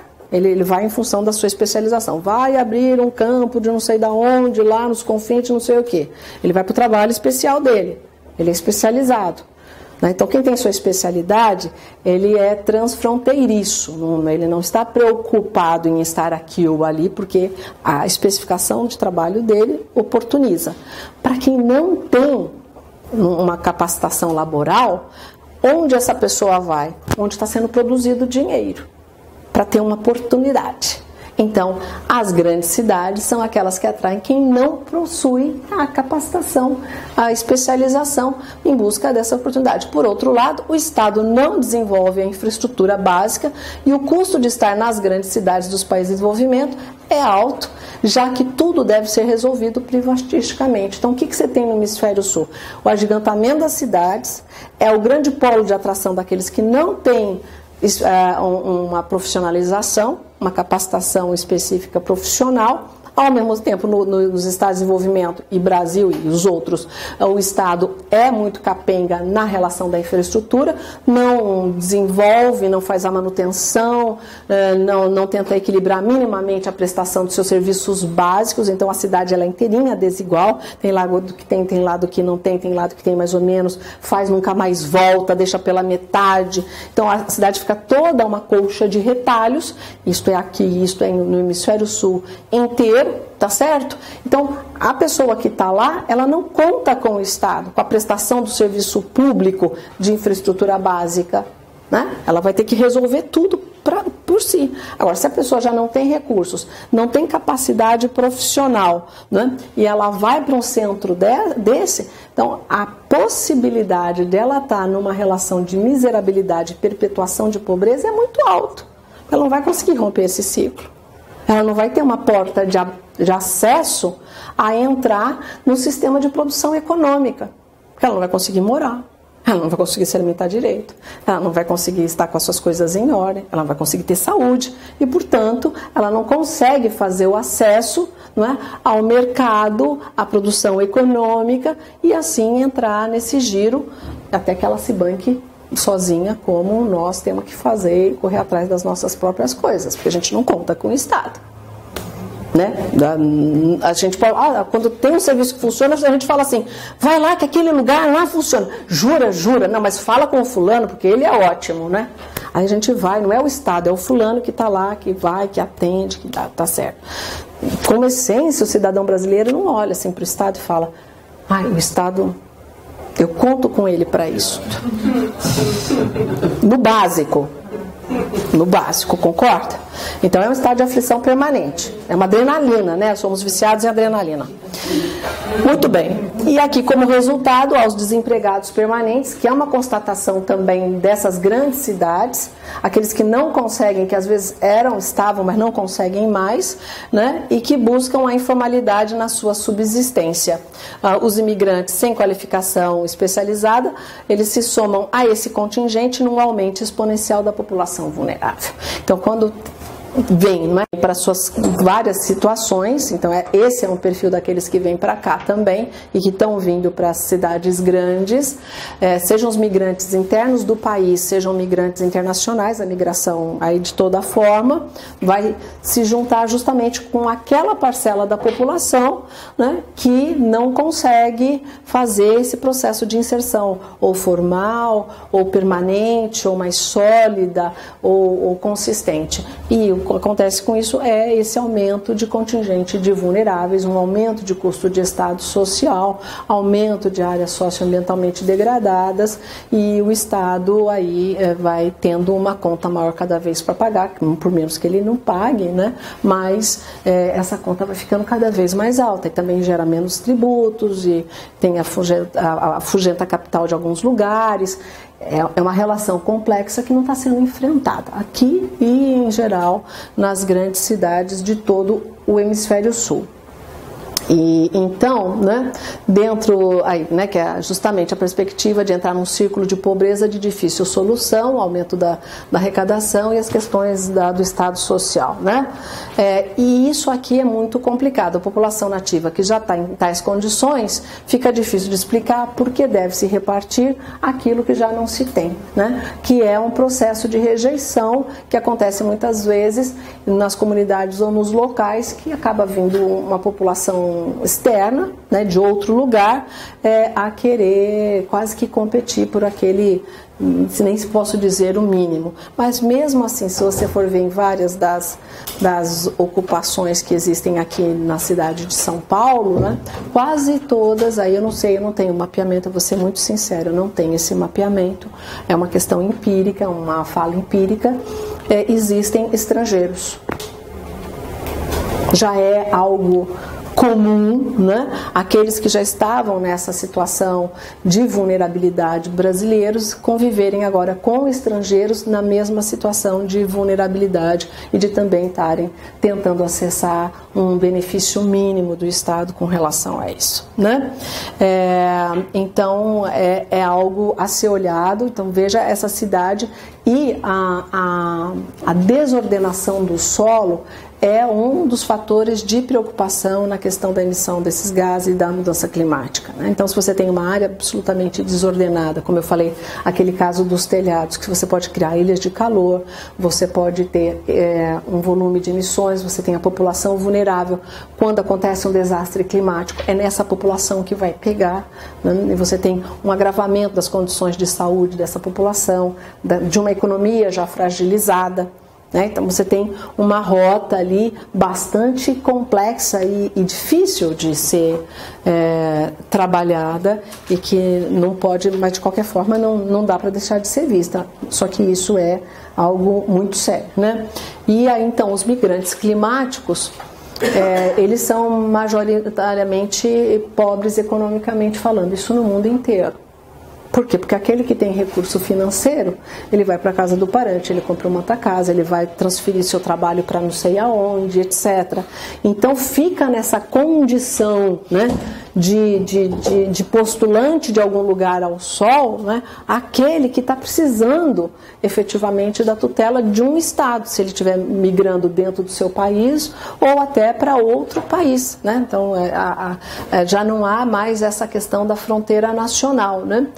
Uma das questões que se traz também desse migrante climático que é considerado é a diminuição de produção no campo, que você tem ainda essa acentuação, muitas vezes pela desertificação, população, também por desastres climáticos, né? Também porque não se consegue com o processo de seca, inundação, enchente. Então, isso atuando no campo, quando você tem produtores rurais em unidades familiares, muitas vezes eles não têm estrutura e eles acabam sendo jogados para a cidade, porque em função de uma seca que tenha num ano ou dois, eles não conseguem ter estrutura de estar mais lá ou de absorver o prejuízo do pequeno empréstimo que pegaram no banco, alguma coisa, e eles têm que se deslocar para a cidade, porque não conseguem mais comprar semente, não conseguem mais ter mais o animal, enfim, de alguma forma. Então, às vezes, aquele pouco acaba se exaurindo com qualquer desequilíbrio ambiental que aconteça, e aí eles são colocados para a cidade. Se eles sabiam plantar, eles sabem cuidar, quando eles vão para a cidade, eles não têm essa capacitação, que é a capacitação urbana. O fato deles saberem plantar, conhecer plantinha, saber que como cuida de galinha, de pão, na cidade não vai servir. Então eles não têm inserção de mercado, às vezes com conhecimentos profundos que eles têm de plantas e de tudo mais, de ciclos da natureza, mas na cidade não vai servir, porque a cidade ela é inteira artificial e aquilo não vai valer de nada. Né? Então é um problema muito sério. Também tem a questão do aumento do nível do mar, isso ainda não é um cenário brasileiro, mas já vai ser, como nós estamos falando, a questão da seca. E aí, como está escrito aqui, a expectativa de deslocamento de migrantes climáticos na América Latina é de 17 milhões nas próximas 3 décadas. Vai ter um trança-trança aí com este foco, migrantes climáticos. Eu não estou falando das outras causas políticas, econômicas, etc. Né? Então, estima-se que migrantes climáticos tenham que se deslocar, que é o deslocamento forçado, né? É considerado um deslocamento forçado, porque eu preciso sair daquele lugar, não consigo mais sobreviver ali. Ou porque houve um desastre, eu tive que sair correndo e não posso mais voltar, ou porque ficar ali é insustentável pelas condições ambientais. Então, isso é um cenário só aqui da América Latina, e que isso vai trazer também um custo de Estado, uma política específica que assim esperamos que vá acontecer, tá certo? E aqui uma outra situação,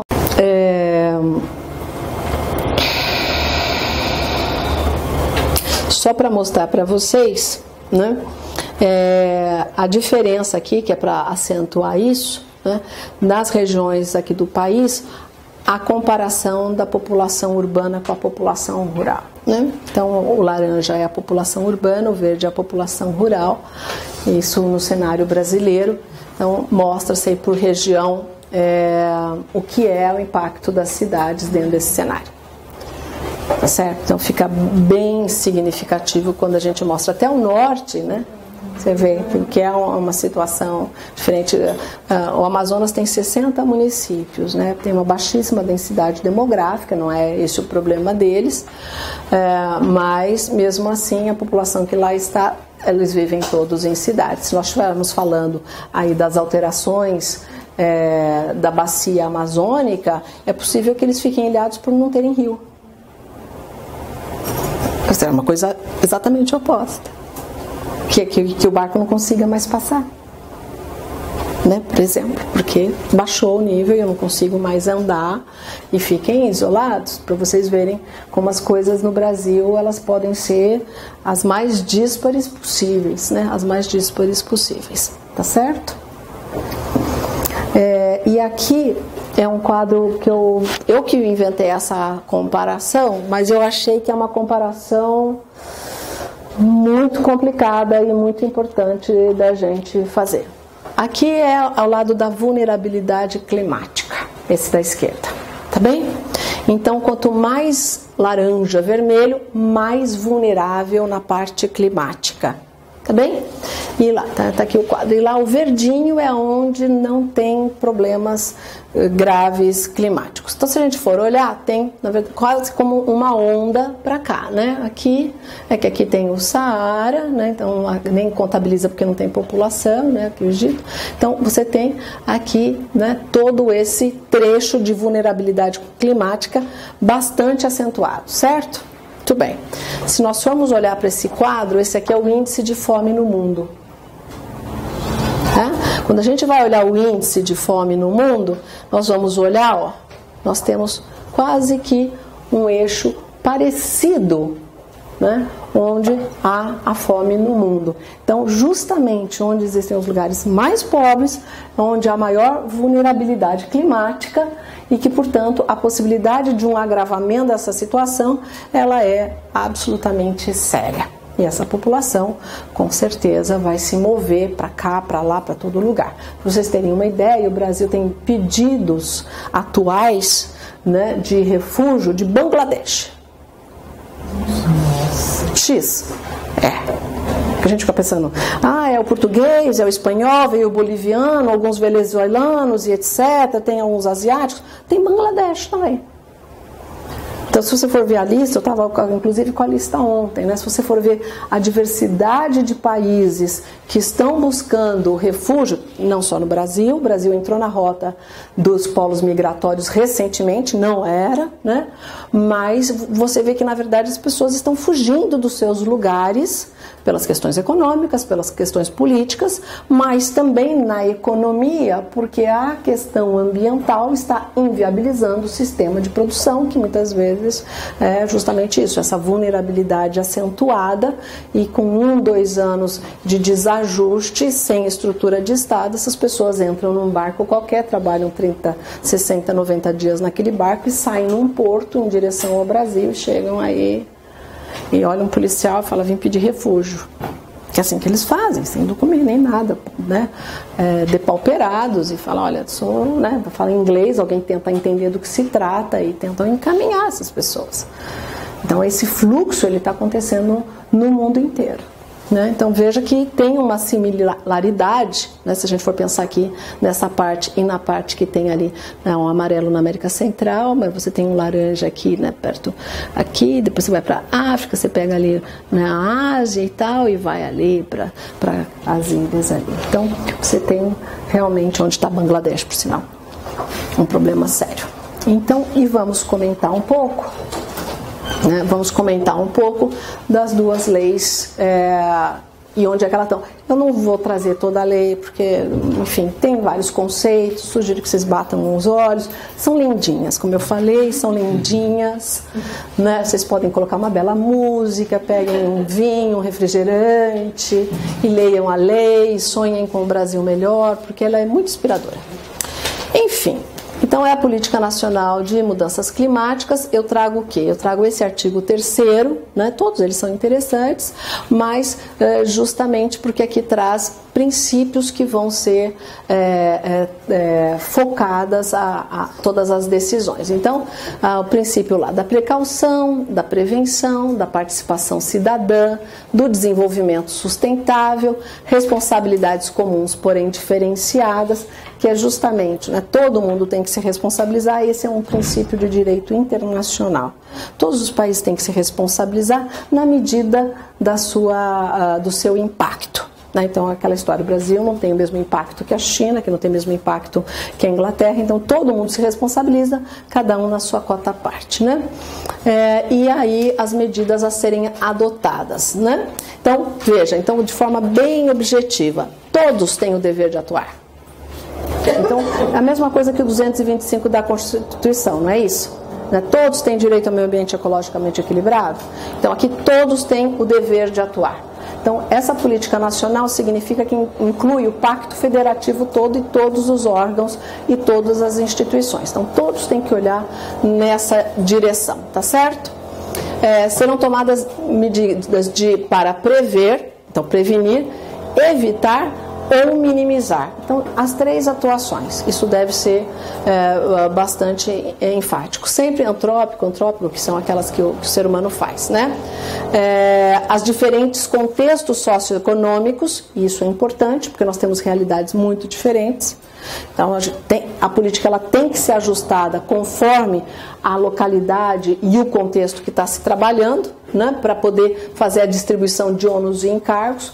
Ou seja, não pode uma determinada região com fragilidades socioeconômicas ser onerada, às vezes com deslocamentos ou com tributos ou com determinadas situações, enquanto outras são poupadas de tudo. Então, há que haver aí uma relação da diminuição dessas desigualdades, né?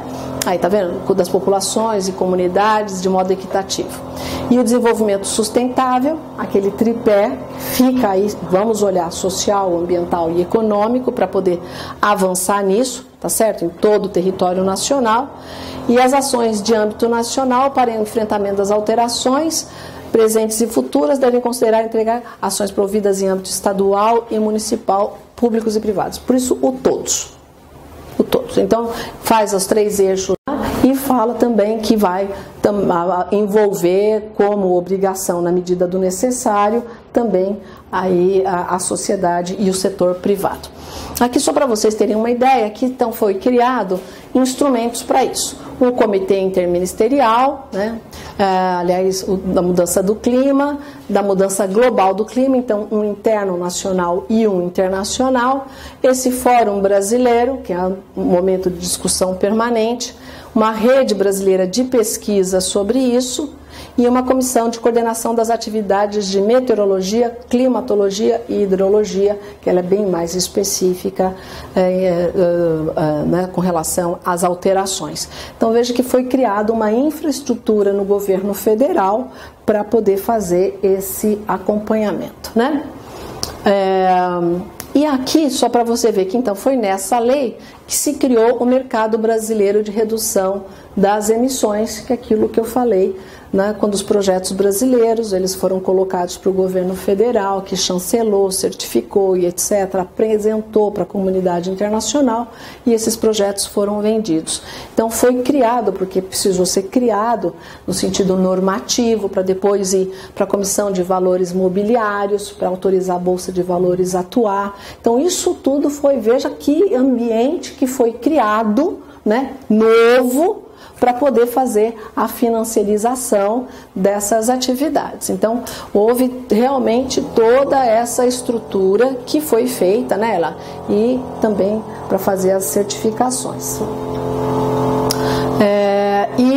Alcançar os objetivos dessa política nacional, quando ela foi publicada, falou que o compromisso nacional voluntário, porque ainda estava naquela toada do protocolo de Kyoto. Se nós formos falar agora com a ratificação do Acordo de Paris, entendemos que deveria ser consignado uma alteração legislativa aqui, porque agora há um compromisso, não há mais o elemento voluntário. Então é quase como uma desatualização, mas ainda não houve essa alteração, tá certo? E aí para reduzir 36,1 e 38,9, né, nas suas emissões projetadas até 2020. Não, foram números cabalísticos maravilhosos, mas não aconteceu, né? Falta 1 ano e meio, não vai rolar, não vai rolar. E aí, apesar de estar bastante letrinha, mas é só para fazer uma comparação, quando vem para a política estadual aqui do estado de São Paulo, né, ele dá uma avançada em algumas questões que foi trazida na política federal. Em que sentido? Né? Trouxe lá os princípios que eu falei da prevenção, da precaução, participação da sociedade civil, desenvolvimento sustentável, responsabilidade comum, tudo isso é igual, né? Ação governamental e tal, cooperação e tal, publicação. O que ele trouxe de diferente? A externalização do poluidor-pagador, que é um princípio também de direito ambiental. Então não é que se não tem, não existe, mas é uma explicitação que esse princípio vai ser aplicado no estado de São Paulo sobre a temática da mudança do clima.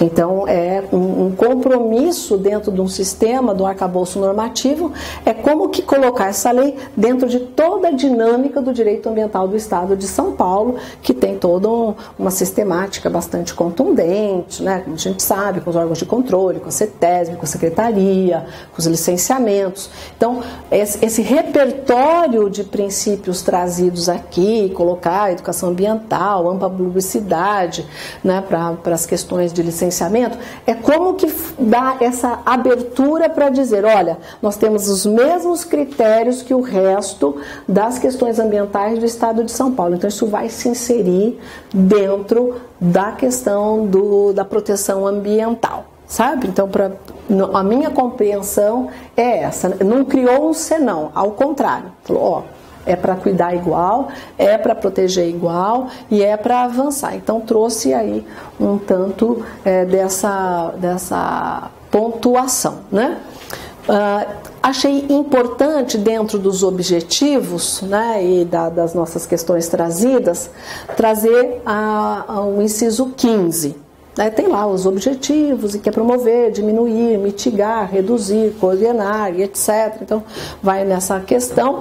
Então, promover um sistema de planejamento urbano sustentável, né, de baixo impacto ambiental e energético, inclusive a identificação, estudo de suscetibilidade e proteção de áreas de vulnerabilidade indireta quanto à ocupação desordenada do território. Então veja que é uma política estadual que traz dentro dos seus objetivos um foco em planejamento urbano, fazendo essa análise de vulnerabilidade.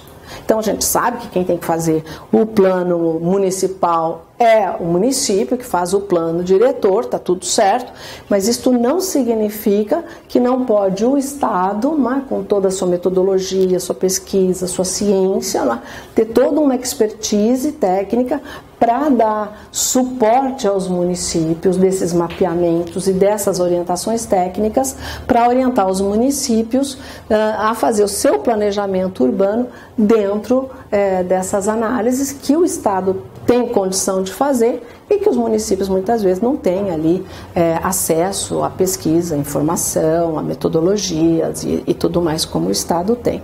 Então, veja que tem um foco também aí na questão estadual. No federal não tem esse foco direcionado ao municipal. Mas aqui no Estado de São Paulo, em várias oportunidades, a política estadual fala, ó, o cuidado nas cidades, e, sabe? É um foco também bastante dirigido para isso, tá certo? Deixa eu bater de leve. E traz alguns, o que eles chamam instrumentos de atuação.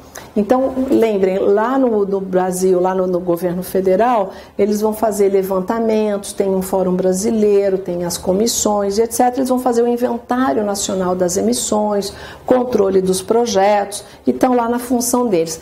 Mesmo assim, aqui no Estado de São Paulo, também cria o seu próprio sistema, né, se propõe a criar o seu próprio sistema para fazer o inventário quinquenal. Então ele se propõe também, independente do governo federal fazer, que o próprio Estado de São Paulo faça, ao menos nesses segmentos que aqui no Estado de São Paulo foram entendidos como os grandes elementos emissores. Então, no mínimo sobre isso, para ir fazendo essa atualização de inventários e criar suas políticas de mitigação, redução, política de incentivos e etc., em função do seu próprio inventário. Isso que chama uma comunicação estadual, é o nome que eles deram, né, justamente desses estudos, levantamentos, desses laudos, desses inventários. Avaliação ambiental estratégica, que vai internalizar, como se fosse um estudo de impacto ambiental, a questão climática e o registro público dessas emissões. Então, há um sistema de publicização, né, segmento que está aumentando as emissões e que não, e etc. Então, há aí toda essa emissão e publicização. Também de uma maneira bastante objetiva, né, tem um artigo que fala justamente do disciplinamento do uso do solo urbano e rural, dentre outros resultados. Então, mais uma vez, busca dentro da questão do rural, claro, mas dentro do urbano, esse foco. Então, não é sobre o território, ele faz a divisão urbano-rural, que dá uma possibilidade de tratamento diferenciado, né, nessas duas categorias, e começa a trabalhar também do prevenir, do atenuar os efeitos, promover transporte sustentável, veja aí, né? Aí tem a agricultura, né? Ordenar os múltiplos usos da água, Interessante, né, essa lei? Permitindo a produção dos recursos hídricos, a gestão compartilhada racional da água, além de prevenir ou mitigar efeitos das inundações, né? Veja, integrar a dimensão climática aos planos de macrodenagem em recursos hídricos, né? O que significa assim, não vamos impermeabilizar mais, porque isso pode criar ilhas de calor, nós vamos ter acentuadas chuvas e inundações, ao mesmo tempo que não alimentamos o lençol freático e, portanto, nós vamos desidratar a nossa bacia. Era isso que mais ou menos queria dizer esse artigo, entendeu? É mais ou menos a região de São Paulo. Então, mas por isso que, né, a preocupação legislativa, incorporar as alterações e formas de proteção de microclima, né, que é aquilo que nós conversamos, no ordenamento territorial urbano. Então pode criar métodos, critérios e formas, olha, não pode isso, que vai dar um problema. Se tiver não sei quanto espaço assim, tem que colocar uma área verde, tem que colocar, por exemplo, poderia ter, é uma coisa que seria tão fácil de colocar no plano diretor, por exemplo, estímulos, para a gente não colocar só sanções, pode ser sanção premial, então coloca no plano diretor, que aquele que tiver mais que 10%, entre 10% e 30% de área permeável na sua área, terá um abatimento de 10% de PTU, 30% de PTU e etc. E as pessoas vão ter estímulos a ter áreas permeáveis. Então eu vou colocar um cimentinho aqui. Não, você está louco? Olha, se a gente mantiver o quintal com plantas e etc., a gente pode ter abatimento até de 50%.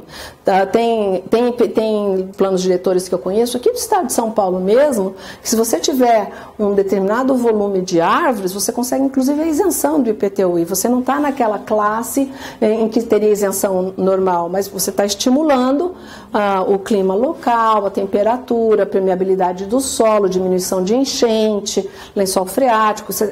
Tanta informação ao mesmo tempo, né, quando você tem isso como uma política.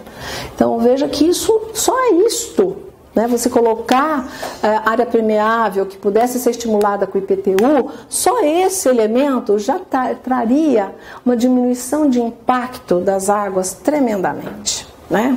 Então veja que é algo que vai abrir mão de receita. Não, eu vou abrir mão de custo, né? Porque depois vai fazer o quê? Quando alagar, inundar, emergencial, saúde, né?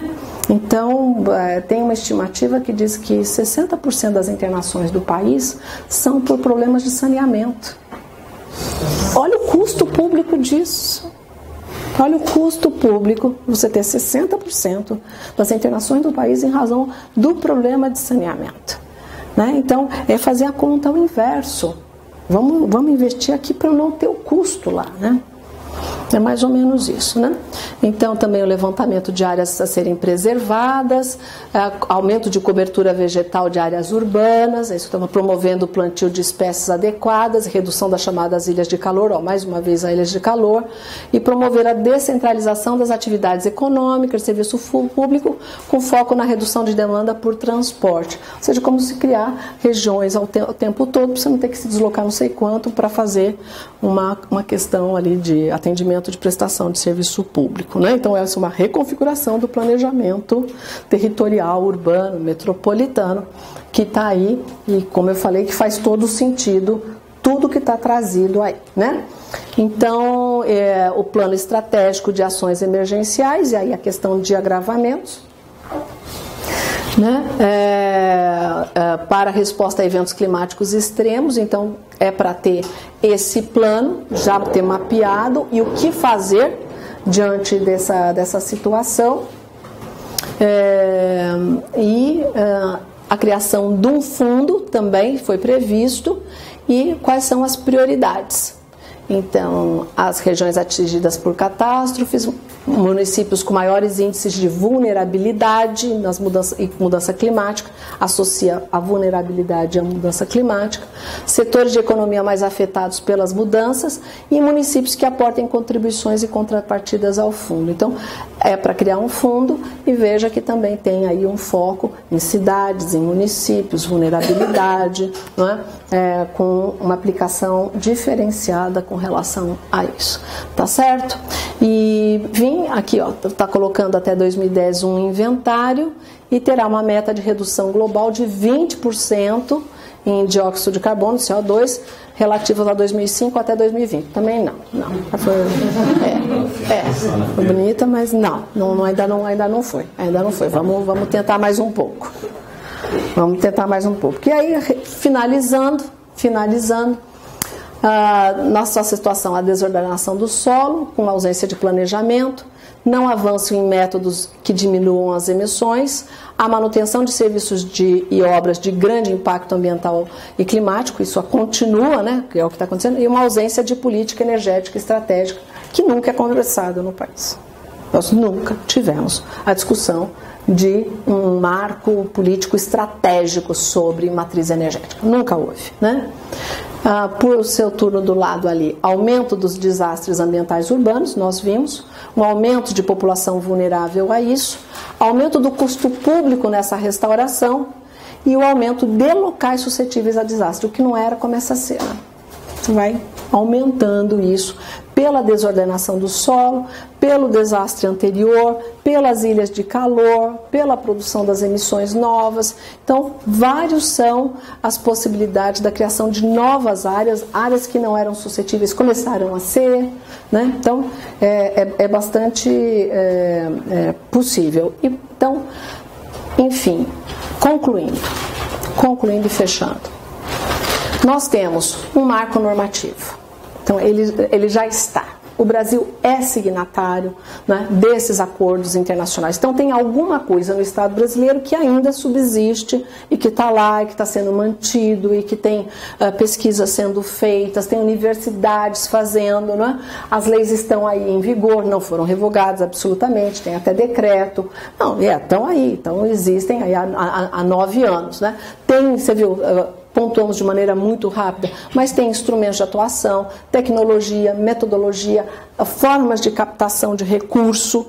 Né? Então, veja, nós temos uma estrutura criada, né, para fazer esse enfrentamento. Né? Então, está faltando o que agora? Está faltando a decisão política estratégica e que não dá para ser pontual, né? Ela tem que ser sistêmica de enfrentamento e de trazer essa efetividade. Certo? Pode ser tanto por demandas de reclamos de segmentos, porque eu acho que todo mundo está perdendo com isso, pode ser da sociedade, pode ser dos órgãos de controle, mas também pode ser forçar os nossos gestores públicos a pautarem isso, né?